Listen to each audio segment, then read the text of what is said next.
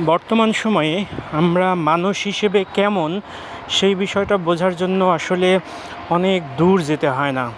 বর্তমানে আমরা লোক লোক লৌকিকতায় আচ্ছন্ন হয়ে গেছি। বিভিন্ন ধরনের সামাজিক যোগাযোগ মাধ্যম ঘাঁটলে দেখা যায় আমরা বর্তমানে আমাদের অ্যাটেনশন, অর্থাৎ আমরা যেন অন্যের মনোযোগ আকর্ষণ করতে পারি বা মনোযোগ পেতে পারি, সেই বিষয়টার প্রতিই যেন আচ্ছন্ন হয়ে গেছি। তো এই বিষয়টা বিজ্ঞানীরা বা বিভিন্ন মনস্তাত্ত্বিকরা বিভিন্নভাবে নিয়েছেন।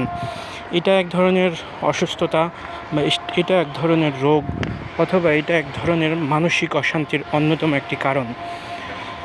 আমরা আসলে কোনো কিছু মানায় নিতে পছন্দ করি না। আমরা নিজেদের দোষ ঢাকার জন্য আরেকজনের ওপর দোষ চাপাতে পছন্দ করি, এবং আমরা কখনো নিজেরা নিজেদের ভুলকে স্বীকার করি না। এই ধরনের গুণাবলীর কারণে আমরা দেখা যায় দিন শেষে নিজেরাই অনুতপ্ত হই, বা আমাদের নিজেদের ভালো মন্দ এই জিনিসটা বোঝার হিতাহিত জ্ঞান শূন্যতা হয়ে যায়। তো আমরা যদি নিজেরা নিজেদের জন্য সময় বের না করি, বা আমরা যদি নিজেদের পরিবারকে সময় না দেই, বা আমরা যদি নিজেদের পরিবারের কথা মতো না চলি, দেখা যাবে যে একে অন্যের সহযোগী না হয়ে প্রতিযোগী মনে হবে।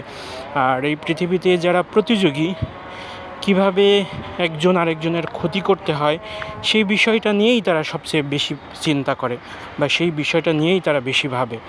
তো আমরা পৃথিবীটাকে সুন্দর করতে পারি যদি একে অন্যের সহযোগী হতে পারি, বা একে অন্যের কাজে লাগাতে পারি, বা একে অন্যের বিভিন্নভাবে সহযোগিতায় ভূমিকা পালন করতে পারি।